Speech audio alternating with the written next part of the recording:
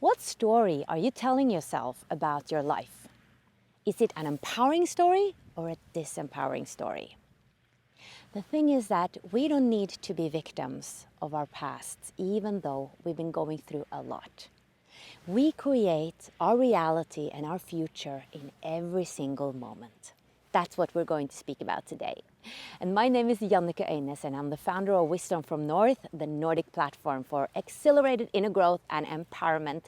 And I'd love for you to subscribe to my channel if you haven't before, and to click the bell, and then you get notifications of my new videos. And I make interviews with amazing spiritual teachers as well as my own video blogs.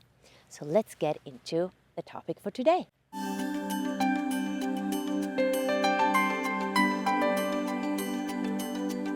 So in one of the previous vlogs I made, I actually talked about how we have sub-personalities that's coming from the past, that is part of our programming, that has been coming through our traumas, and that might be self-destructive sometimes.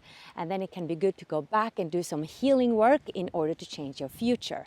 However, there is a different perspectives to this that I think is very valuable and very important, because sometimes we tend to focus a lot on the healing work and that we have to go back to the past to fix everything, but actually we are creating in every single moment. Life is about change. The only constant is change. So in fact, every night you go to sleep, you actually die. You die a little. You go to the astral world, and when you wake up again, you wake up to a new life. You have a totally new opportunity. But it doesn't quite feel like that, right? I'm going to tell you an experience that I had. I've had it several times actually. So I woke up in the morning and I looked around and I could not recall who I was. I didn't know my name was Jannike. I didn't know I was doing Wisdom from North, that I had a membership, that I had a family, blah, blah, blah. I just looked around and everything looked familiar. And I remember that I thought that this is interesting. Let me be here for a while. This is really pleasant. It was like I was in this neutral place. I was just observing, like there is my closet, there is my cupboard, there's a window, and I know these things, but I don't have any story of who I am or how I got here or anything. Like I didn't know anything. I was just observing and it was familiar to me. And all of a sudden, in a split of a second, my whole story just was like downloaded. And I remembered everything. I remembered, oh, I'm supposed to do this today, and that happened yesterday, and yeah, my life story. And then I thought how interesting it would be to actually walk around a whole day, like just be familiar with everything, but not having any stories about your life. Because the question is, what stories are we telling ourselves? Because our stories are really powerful. We have an ego, a mind that creates meaning out of every single thing that has happened to us in our lives.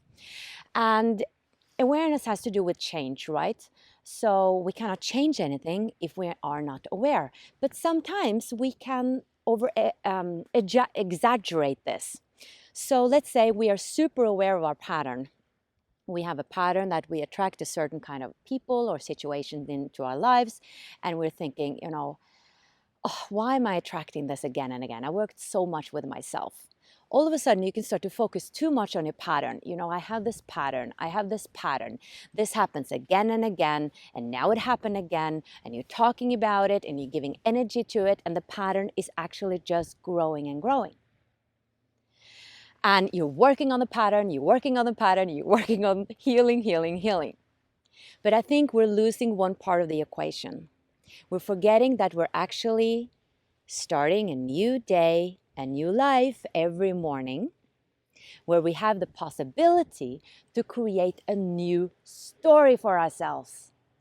We can create a new identity. We can decide to create a new healthy pattern. We can decide what we want to create. So how does that look like? Well, for instance, if you have a dream, right? You want to manifest something, and your pattern is that, well, I I am a person who starts things and then I never finish them. Yeah, maybe that has been the thing in your past. Now, let's say you really want to be a writer and you start writing and your pattern is that you just never finish. Create a new identity. Start to anchor yourself in that identity. I am a writer. What does a professional writer do? Well, they write a little bit every day, right? They do everything they can do to get inspiration and they focus on it almost every day, I would assume. So create then a new identity that you're going to write every day. And then willpower comes actually in, and discipline. You start doing it again and again. And even though your old patterns show up and like, I have this writer's block, or I really don't want to do this, and it's typical of me not to do it because I have this, this trauma and my story, push through that. Or actually embrace that and then move through it and do it anyway. And then the magical thing is that when you start to do that, oh, now the sun is coming. When you start to do that every single day, that becomes your new story. That becomes your new identity. And all of a sudden, you have created a totally new future for yourself where the pattern has dissolved in itself.